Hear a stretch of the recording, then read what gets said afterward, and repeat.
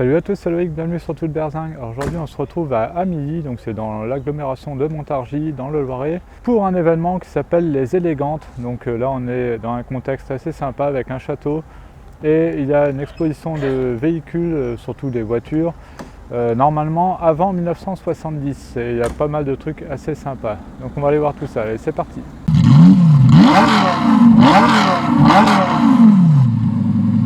Voilà, donc c'est pas la première fois qu'ils font l'événement, c'est la première fois que je viens moi perso. Bon, on peut voir que voilà, en théorie c'est avant 70, mais il y a des exceptions. Donc bon là on a une calèche, bon, forcément elle date d'avant 1970 celle-ci. Et là regardez, on va commencer avec un truc assez sympa quand même. On a un vieux bus Renault, Gare Saint-Lazare, donc c'est un bus parisien. Du coup on va monter dedans. Le poste de conduite. Comment c'est la classe, mon petit genre. Donc voilà, c'est un Renault SC10 de la RATP avec les différentes stations.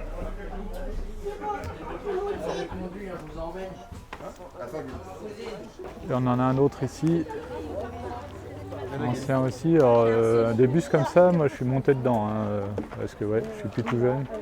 Pour aller au lycée, on en avait de temps en temps. Alors c'était quand même des vieux pour l'époque, mais on en avait un.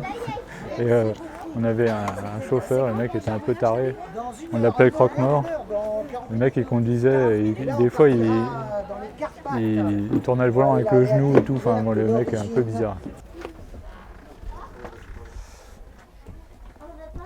Voilà, il est en assez bon état celui-là.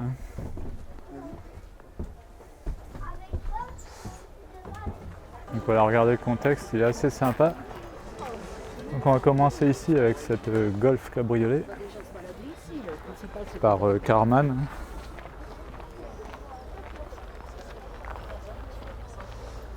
Ensuite on a une Sirocco. Et là regardez, alors ça c'est génial, une Secma. C'est une marque française. C'est tout léger. Et je le dis à chaque fois, mais j'ai déjà fait un tour en passager et on a des sensations de malade. Comme quoi, il n'y a pas besoin forcément d'avoir une Ferrari, une Lamborghini, un truc pour avoir des sensations, vous achetez ça. Alors par contre, il y a le côté pratique, parce que voilà, il n'y a pas de toit, il n'y a rien. Donc c'est une utilisation assez restreinte, mais alors par contre, niveau sensation, vous êtes servi. Et à côté, nous avons une petite Volkswagen. Alors, je ne connais pas ce modèle. Je crois que j'ai déjà vu, mais là, je n'ai pas en tête. C'est une 1500. Donc, moteur à l'arrière. Certainement un moteur coccinelle ou équivalent. À côté, on a une très belle estafette.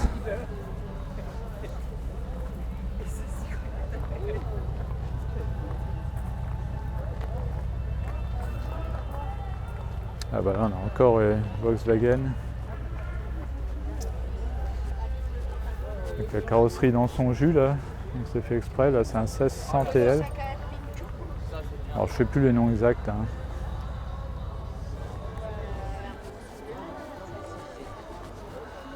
Je connais pas trop ces modèles là. On a une traction.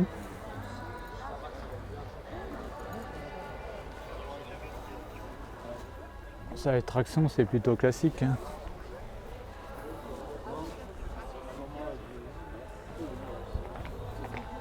À côté, Alfa Romeo GT V6. Ça, c'est super sympa à conduire avec le V6 Busso.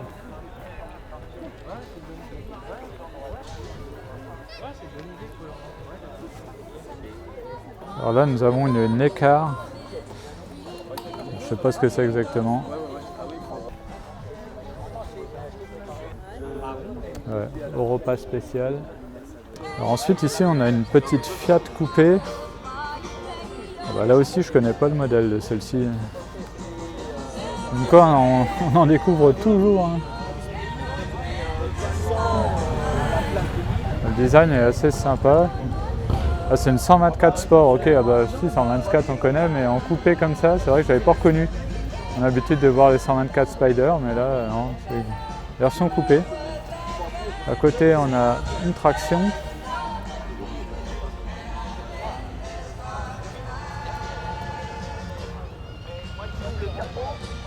Une petite coccinelle à côté.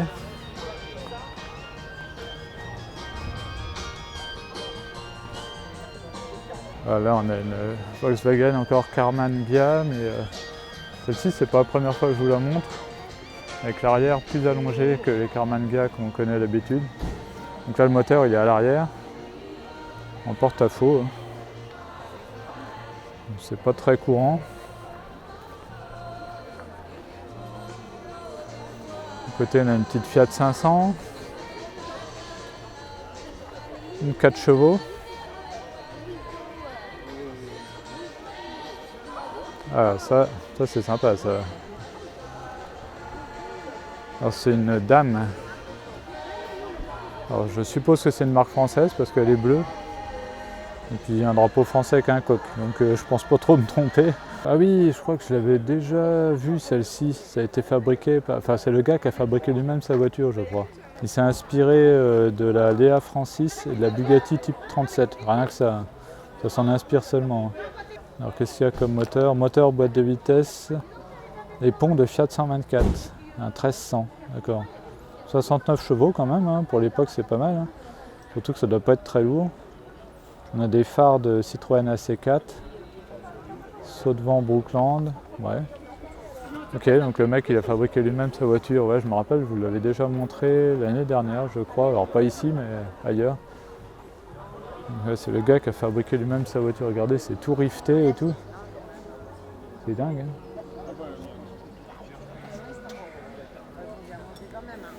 Ensuite on a une Renault 11. Renault 11. Alors quand je suis né mes parents avaient une Renault 11. Voilà.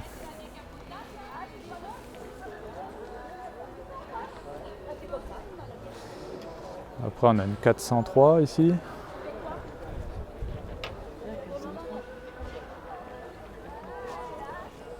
Alors là on a une Opel, je l'ai sur le bout de la langue le nom de cette Opel mais je l'ai paumé.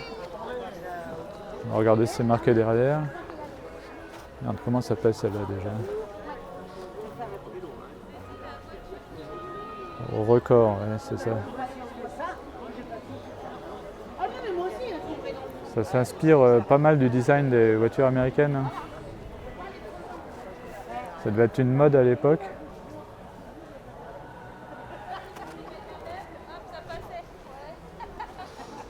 Ensuite, on passe sur une française qui s'inspire là aussi du design des américaines avec une Ariane, Simca Ariane. Il y a beaucoup d'Ariane qui avaient des V8.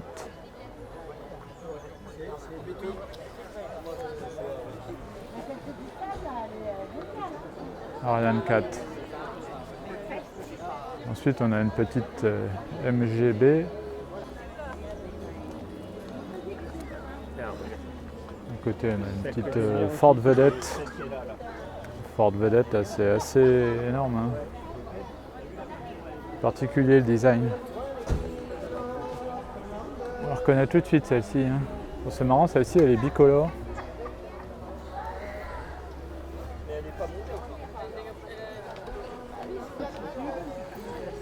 À côté, on a une petite 2 chevaux Charleston. Bon, c'est marrant hein, parce que sur les 2 chevaux, bon, vous avez la capote qui s'enroule et vous pouvez mettre un petit pare-soleil en plus. Vive marié. Une 4 chevaux. Donc le moteur il est à l'arrière hein, sur les 4 chevaux évidemment. Tout petit moteur. Il est en bon état. Hein. C'est sympa avec la valise là, sur la galerie.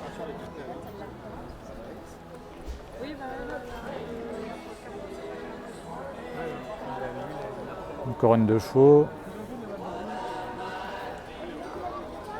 une DS, alors Renault 15.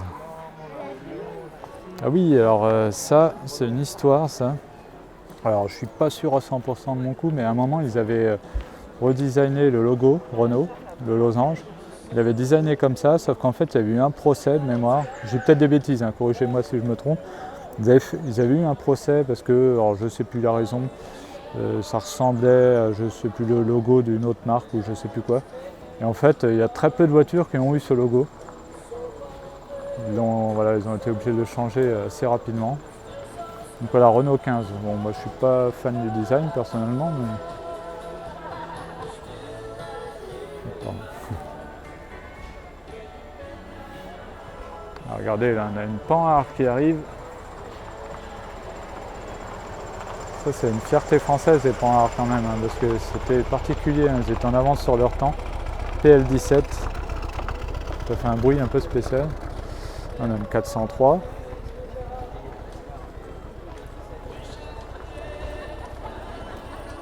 Une petite Dauphine.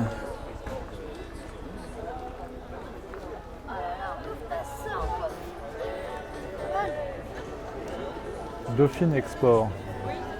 Donc là pareil, on a le moteur en porte-à-faux arrière. Il y en avait beaucoup à l'époque. Hein. C'est marrant hein, que c'est échangé comme ça après.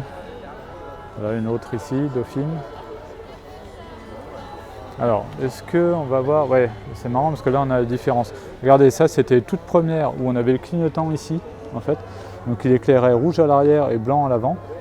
Et là ici il y a eu une évolution. Donc là on les a plus ici. On les a déjà, on a les répétiteurs ici.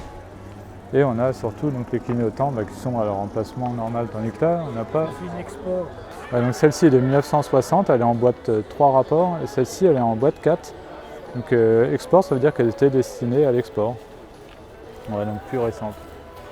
Alors sur la Dauphine, particularité, c'est la roue de secours, elle est cachée derrière la plaque d'immatriculation à l'avant. Donc voilà, en fait ici, là, on bascule la plaque et on a accès à la roue de secours. Alors, il n'y en a pas beaucoup qui le savent apparemment, même certains propriétaires le savent pas. Une Triumph Spitfire.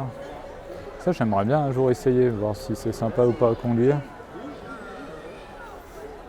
Je pense que oui, en tout cas j'aime bien le design, j'aime bien l'intérieur. Donc il y a plusieurs moteurs, celle-ci c'est le 1500. En plus, ça a une belle couleur. Après, on a une Caravelle, Renault Caravelle. Donc là aussi, on retrouve le moteur en porte-à-faux arrière. Hein, c'est vraiment très commun. Bah, regardez, on en a une autre à côté ici.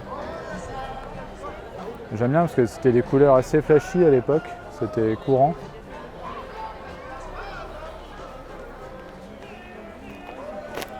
Caravelle. Quand on pense qu'aujourd'hui, toutes ces marques-là, généralistes, ne font plus de cabriolets, c'est quand même triste. Là, on a un pick-up, une Austin Mini pick-up.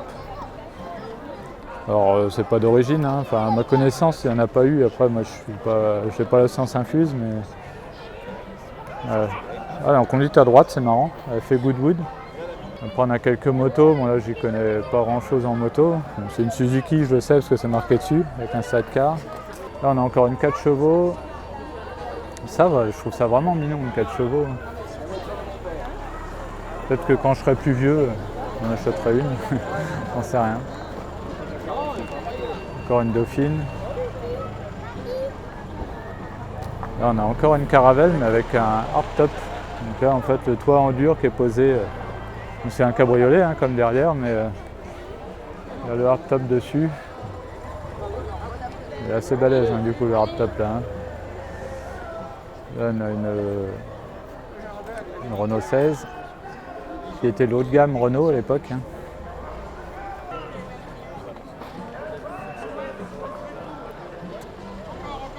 Une 4L. J'aime bien celle-ci, c'était les premières calandres, je la trouve plus jolie que les plus modernes. Une R8 Gordini, donc la version sport de la Renault 8.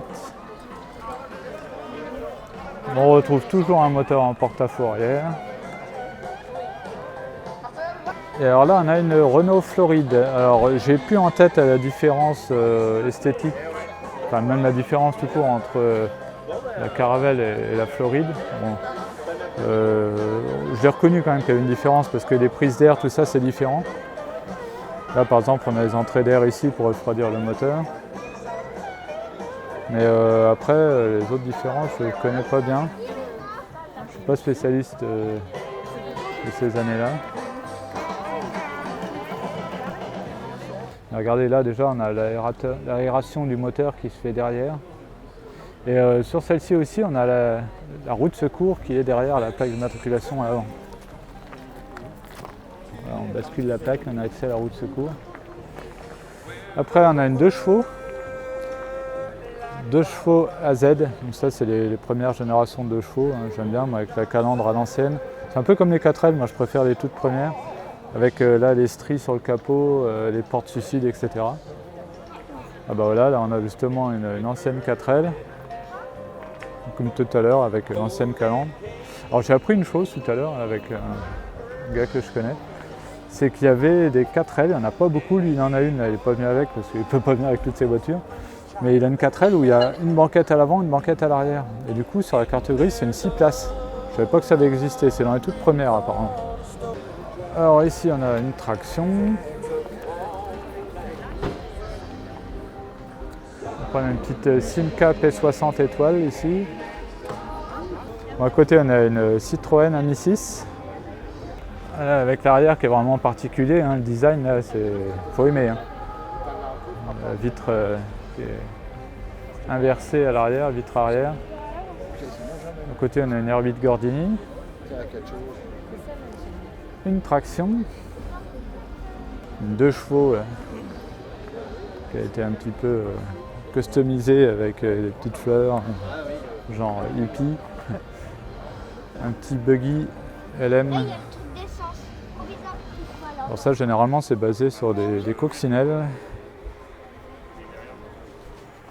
Ensuite à côté on a une Peugeot 201. L'avant-guerre. Les deux 1931. Ah c'est sympa ça. Une Bristol. Pas très courant. Jolie.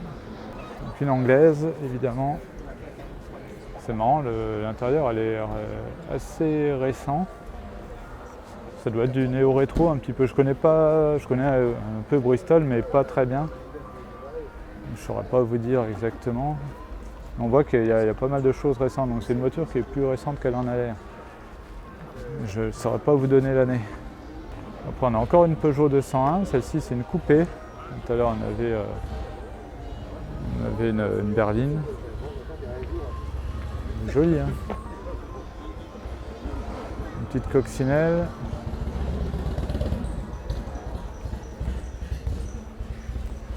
Voilà l'arrière de la coupée 201. Citroën Diane avec les moteurs 2 chevaux, enfin 2 cylindres. Enfin, entre la Mi 6, la Diane et tout, c'est quand même des designs particuliers Citroën. Hein. Alors ensuite, celle-ci je l'ai déjà vue. Alors c'est Alpine, mais alors je sais plus la marque. C'est pas une Alpine comme on connaît. Hein. Je me rappelle plus ce que c'est ça. J'ai un trou. On va voir ce qui est marqué derrière. Comment? Voiture anglaise. Ouais, je sais. Ah bah oui, c'est une Sunbeam Alpine, voilà, c'est ça. Petit Alfa Romeo Spider.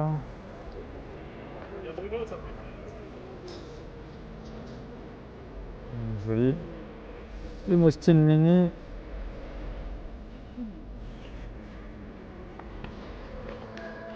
On va montrer un coup la Spider. Et 2 chevaux. Renault F4, une P4L fourgonnette. Bon, je regarde la plaque de la traction, elle n'est pas jeune. Hein. AH. Ensuite, là on a une Lancia. Alors ça c'est pas courant comme modèle.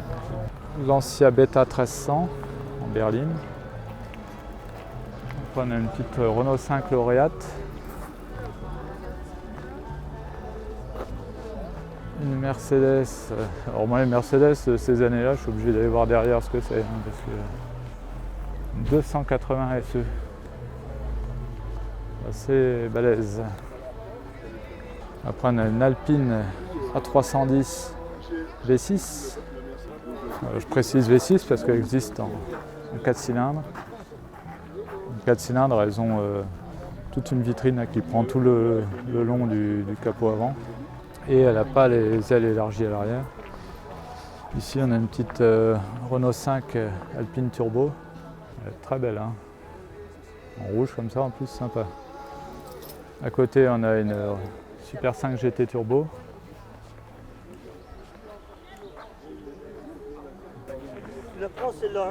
Une petite Austin Mini encore. Ça c'est vraiment top, hein. Conduire c'est un karting, enfin, c'est vraiment sympa, hein. Bon après faut pas avoir d'accident avec. Là, on a une CX, Citroën CX. Alors, après c'est une TRS donc c'est pas un modèle particulier, c'est pas une GTI ni rien. AX Sport, Spot pardon, Sport. Enfin ça existe, hein. Mais non là, c'est une Spot. Alors, ce qui est marrant c'est qu'on commence à avoir des AX. Hier là à l'Autosport Museum de Châtillon-Coligny, il y a un club qui est venu. Il y avait une AX standard, hein, c'était pas une AX GTI Sport ou quoi que ce soit. Ça va chef? Ouais. Donc oui, je disais là, à l'Autosport Museum de Châtillon-Coligny, il y a un groupe qui est venu, un petit, voilà, un club. Vous savez le monsieur là? Il a un pompier, il voit un porte au Ferrari. Après, on fait le poignet d'Algar. Et en fait, il y avait une AX standard, il y avait une ZX standard, il y avait une 406, enfin en fait des voitures que pour nous sont banales. Alors peut-être pour moi qui commence à être vieux, on va dire, peut-être. Mais ça devient en collection, ça fait bizarre de voir ça. Bon. Là regardez à côté, on a une Renault 5, alors on dirait une GT Turbo, je pense que c'en est une, en Diac. C'est pas marqué GT Turbo derrière. Alors c'est peut-être une version spéciale rallye, j'en sais rien, mais sympa. Là regardez, la C-Cobra qui est arrivée. Petite alignée de Solex. Il n'y a peut-être pas que des Solex d'ailleurs là. Ah bah si, Solex en bleu, je savais pas. C'est quoi ça? C'est pas une mobilette. Elle est mobilette. Hein. Bon, je connais pas trop, moi là pour le coup là, je suis trop jeune. Elle sent un peu Peugeot. Alors regardez le contexte, c'est vraiment sympa avec le château derrière. Donc là on a la Panhard PLD7 qu'on a vu passer tout à l'heure.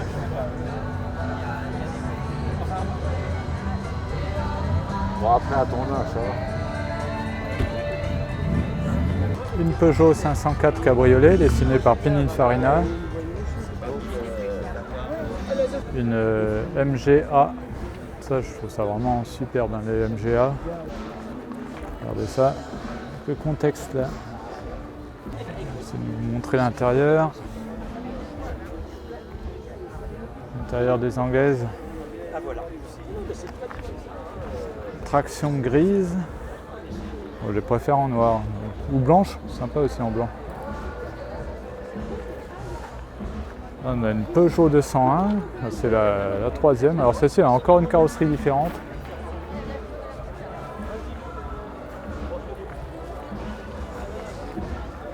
Après on a une 203. Elles sont vraiment belles hein, les voitures là, regardez. Cette Renault Juva 4 là.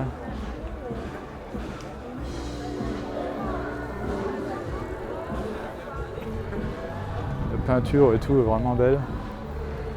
Bon, c'est un peu comme un break de chasse finalement celle-ci. Regardez, on a le clignotant qui est là aussi là, sur celle-ci. Ça doit pas être super visible quand même. Hein. Une traction encore ici. Mercedes 220 SE, bicolore là, très belle, hein. Puis regardez l'intérieur, attendez avec les reflets, hop, j'essaie de vous cadrer ça.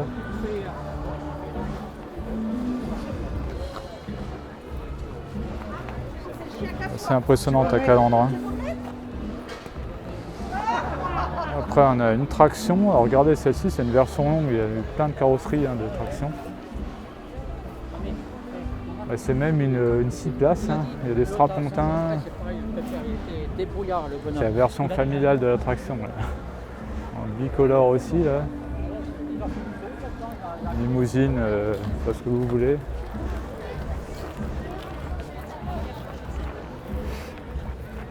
Là on a une Hotchkiss Artois, marque française, de luxe. conduite à droite. Ça ne veut pas dire qu'elle est anglaise, hein, c'est qu'à l'époque il y avait beaucoup de conduite à droite et ils en avaient un peu le choix en fait.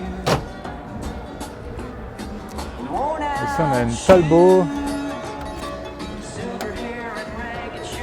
Talbot Sport. Très belle aussi, ça c'est très élégant. Alors c'est même une Simca en fait, je dis Talbot mais Simca Talbot à l'époque c'était lié.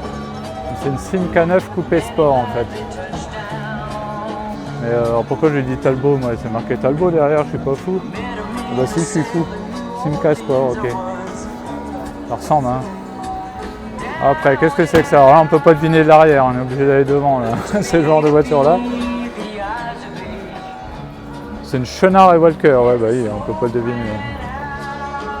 Ça se ressemblait beaucoup hein, les voitures d'époque, parce que regardez la Chenard et Walker, là on a une Citroën AC4, bon, ils ne faisaient pas dans l'originalité hein, à l'époque.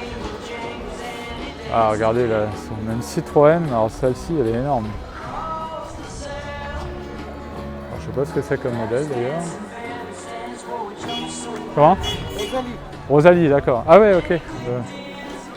Elle est énorme, hein. La calandre elle est super haute. Je pense que c'était une voiture plutôt typée luxe.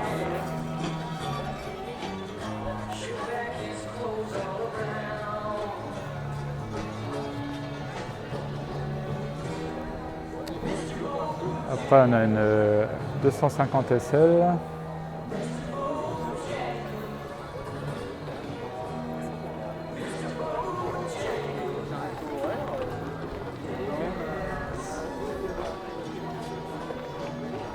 Et là on a une petite 304 cabriolet.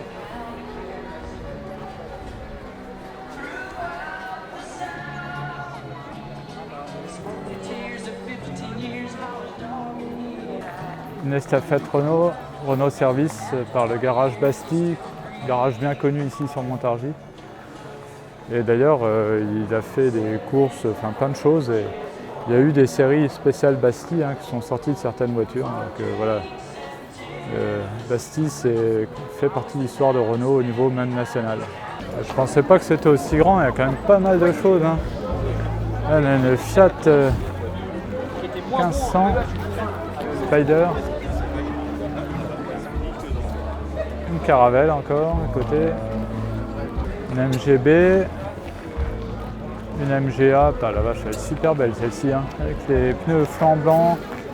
Le contraste donc rouge, l'intérieur marron, vraiment belle.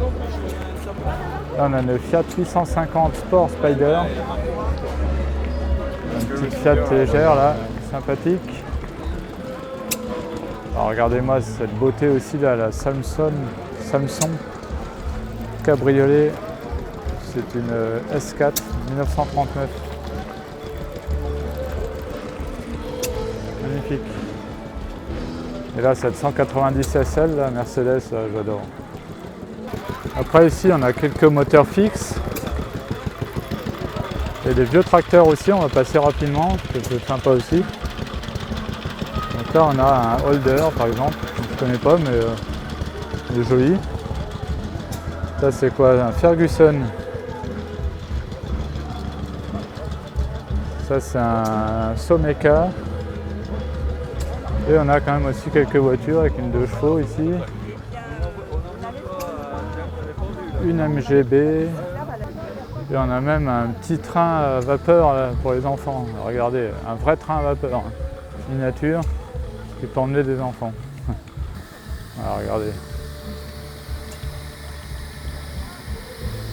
Alors là, nous avons une Renault Type A. Alors là, on passe carrément de 2 siècles en arrière. Là. On est en 1898. Regardez-moi ça. Avec le volant qui n'était pas un volant. Je ne sais même pas comment ça marchait. Il y a une espèce de pédale ici. Il y a une manivelle. Bon. Ensuite à côté, alors qu'est-ce que c'est que ça? Une barrée. Le mec qui a fait ça était complètement barré. Très minimaliste, à l'intérieur on ne peut pas faire plus simple.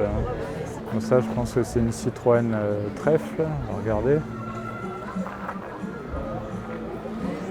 Alors les trèfles, c'est qu'il y avait 3 places. Alors ça n'a pas l'air d'être une trèfle, mais c'est équivalent. En fait, on dit que c'est un trèfle, puisque c'est un trèfle à 3 feuilles, hein, donc il y a 3 places en forme de trèfle. Regardez, on a un petit panier en osier avec le pique-nique. Hein. Très classe.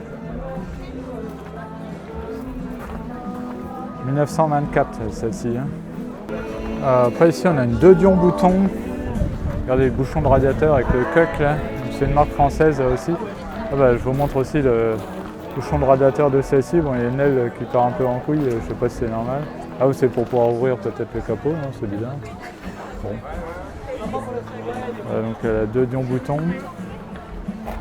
Regardez le klaxon.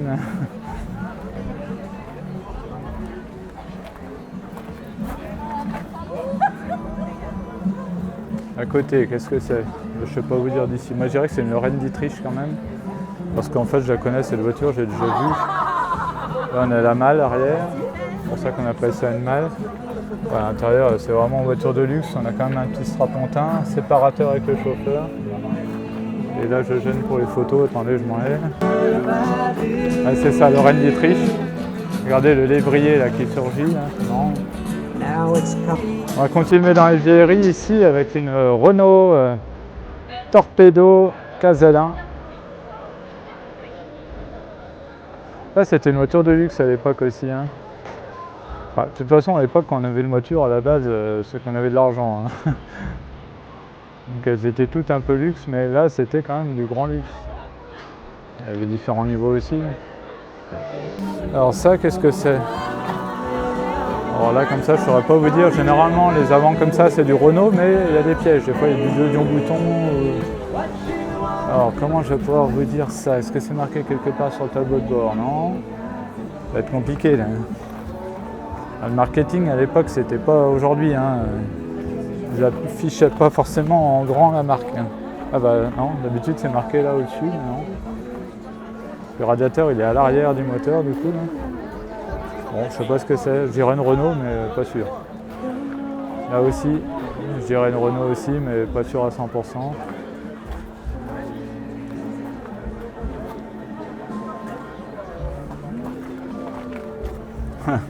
C'est quoi, c'est éclairage de plaque ça, non? T'allumes une bougie pour éclairer la plaque, non? Ça se passe comment? Voilà, on retrouve la C-Cobra qu'on a vu arriver tout à l'heure. Hein. Alors certainement une réplique, hein. Mais bon, c'est pas grave.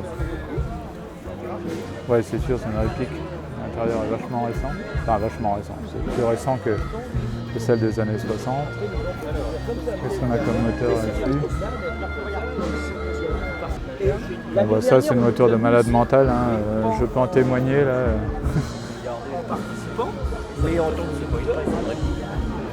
C'est trop bien ça comme voiture. Voiture d'homme. Qu'est-ce qu'elle est belle.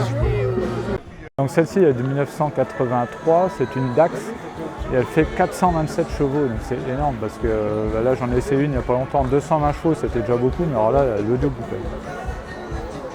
Donc là j'imagine même pas les sensations là-dedans. Bon après on a des véhicules militaires, des Jeeps, Jeep, Hotskis, etc. Suivant si c'est français ou américain. Voilà. Bon, là c'est un autre délire. Hein. On a le camp militaire d'époque.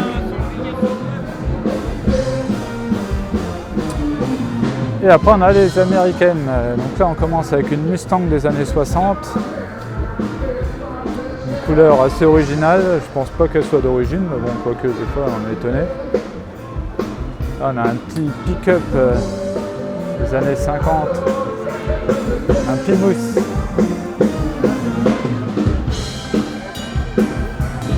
On a encore un Chevrolet que je vous ai déjà montré sur la chaîne. Très joli, regardez, j'adore le détail, là, les boîtes aux lettres américaines. Bon, celle-ci je vous ai déjà montré, mais j'aime beaucoup avec le fusil derrière, la batte de baseball, enfin typique américain. Et là la petite moto dans le pick-up, dans la benne. Bon. Là on a une Camaro d'un pote.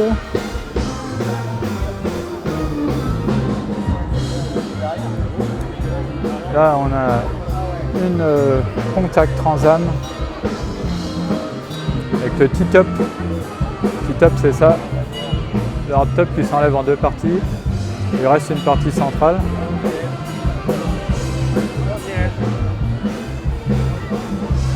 Donc avec bien le Firebird, l'oiseau de feu sur le capot. Après là nous avons une Dodge, un gros coupé Dodge. Un autre ici. Donc là on a un qui est vraiment en carrosserie dans son jus et puis l'autre coupé. J'espère qu'avec la musique vous m'entendez bien, un petit concert derrière. Après là regardez, sympa aussi ce Chevrolet pick-up là, magnifique.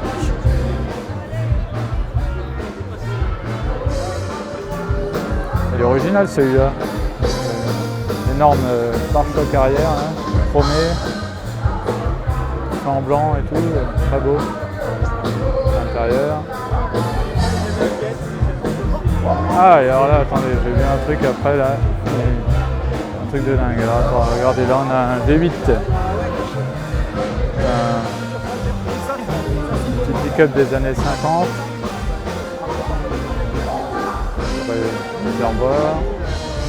Bon alors cette voiture là c'est une dinguerie, donc je pense que je vous ferai un jour une vidéo complète dessus parce que là il y a de quoi dire. Alors c'est particulier l'histoire de cette voiture, je vous en parle rapidement. En gros dans un magazine Nitro de 1984 je crois il m'a dit, 86 je sais plus. Il y a un gars qui faisait un concours où il fallait dessiner une voiture et donc il y a un mec qui avait dessiné la Dauphine de ses rêves. Donc il avait dessiné ça, il a gagné le concours, donc il avait gagné une Super 5 à la base, enfin à l'époque. Et voilà, et ça en était resté là. Et lui il est tombé dessus là, sur ce magazine Nitro. Et quand il a vu la bagnole, il a dit putain elle est superbe, j'ai envie de la faire. Et du coup il l'a fabriquée. Et le truc qui est dingue, c'est qu'il a retrouvé le mec qui avait dessiné cette voiture, il l'a contacté. Il va venir la voir bientôt. Donc c'est une dinguerie. Donc voilà, donc le mec il a de l'or dans les mains, je vous avais fait déjà, je vous avais montré il y a un an une de ses autres voitures. Voilà, il est parti d'une Dauphine, il a coupé le toit et après il refait toutes les pièces de carrosserie. Enfin, le mec c'est vraiment très fort, regardez, il n'y a pas de poignée. Et donc à l'intérieur il a fait une petite plaque où il a gravé le nom du dessinateur de la voiture. Et je me mets à la place du gars, il a dû vraiment halluciner de se faire contacter par un mec qui a créé la voiture qu'il avait dessinée dans les années 80. Quoi. Donc, voilà, c'est une dinguerie, hein. On a le moteur, je suppose, qui reste à l'arrière. On a un capot, de ça ressemble bien à un capot de coccinelle à mon avis. Mais, alors lui, sa spécialité, je ne sais plus comment ça s'appelle, ce qu'il fait sur les américaines, c'est de tout lisser en fait. Il n'y a pas d'angle vif sur la voiture. Il retravaille toute la carrosserie pour tout lisser. C'est un nom, j'ai perdu le nom, mais voilà. Donc là, il l'a appelé Blue Art. Donc ouais, je vous ferai une vidéo sur cette voiture de dingue. Il a vraiment respecté, regardez, voilà, on l'a, hein, le Nitro d'époque. Hein, voilà. Il a vraiment respecté tout, donc bon, il a juste rajouté le hardtop, là, en fait, qui est le toit finalement de la Dauphine, qu'il a rabaissé. Ça, c'est enfin pas la custom, mais la vitre arrière de la Dauphine, du coup, qui est devenue pare-brise. Donc il a tout respecté, là, il a refait l'avant en mettant une petite casquette, comme dans le dessin. Et le dessin, il n'y a pas que le dessin, il y a toutes les explications, le gars, c'est lui-même qui a dit que dans son dessin, il avait mis la vitre arrière de la Dauphine. Enfin, voilà, il a tout vraiment respecté comme ce que le gars avait dessiné. Et donc il vient la voir bientôt, là, donc je pense que le mec il va être fou. L'intérieur est magnifique également. Le toit, regarde le toit. Ah ouais, la vache. C'est un revêtement de bateau le toit. C'est du bois? Du revêtement de bateau, tu sais que... Du bois du coup? Non, c'est pas du bois, c'est un espèce de vinyle, je sais pas trop quoi tu touches. C'est un peu... c'est un antidérapant qu'ils mettaient sur les bateaux. Okay. Sur les bateaux, en fait. Ok, ouais. Ouais, super. À côté on a une Mercury. Donc celle-ci on la voit assez souvent aussi dans les rassos. C'est quoi ça? Qu'est-ce que c'est ça? Une Cadillac. Ok, il est bizarre le style de Cadillac là. Mais regardez ce qui est sympa. Bon, elle est énorme, hein, mais ça c'est normal, hein, c'est une américaine. Alors là, on a, je sais pas ce que c'est ce délire. Le petit truc avec le plateau là, avec le burger et tout. Mais c'est vrai que ça ressemble pas à une Cadillac au premier abord. Voilà, attends, il y a un mec là-dedans, là, je pense qu'il est pas bien au point. C'est pour ça qu'ils font des poignées anti-kidnapping à l'intérieur des voitures américaines, hein, c'est obligatoire, hein, c'est pour ça, parce que là le mec... Alors ça je connaissais pas, c'est une Valiant. Alors je sais même pas si c'est la marque. Montage suisse. Je connais pas ça. On en découvre tous les jours, hein. Le monde de l'automobile est tellement vaste que... Valiant. Si ça se prononce comme ça, j'en sais rien d'ailleurs. Jamais vu ça. Bon, vu qu'on est dans les américaines, on pourrait dire que c'est une américaine, mais c'est bizarre, c'est marqué Suisse. Bon, après là on a une Dodge Challenger. Et à côté là on a une énorme Lincoln coupé là, très très longue. Un petit sigle Lincoln, regardez la largeur de la bagnole, la longueur de la voiture, les phares là, un petit truc qui bascule pour cacher les phares. Le mec est en train de mesurer la longueur. Une marque 4. Là on a les canapés à l'intérieur, la largeur des sièges. En même temps pour les Américains il faut ça. Le toit en vinyle. J'adore ça, sur la custode arrière. Et l'arrière j'aime bien aussi avec la roue de secours. Hein. C'est une Continental. C'est vraiment sympa. Et je vous montre l'arrière de cette Challenger. Du coup, je vous ai pas filmé aussi ce petit hot road là.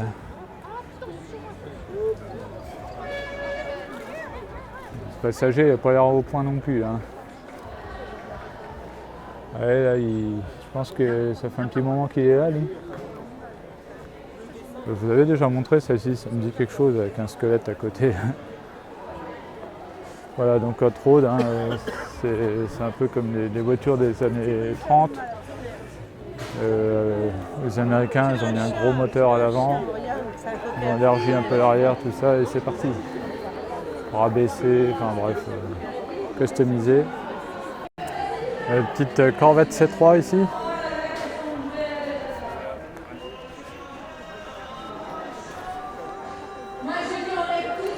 Renault CSTL, la galerie. Et la caravane d'époque. Je sais pas de quelle année, mais je dirais années 70. 1977.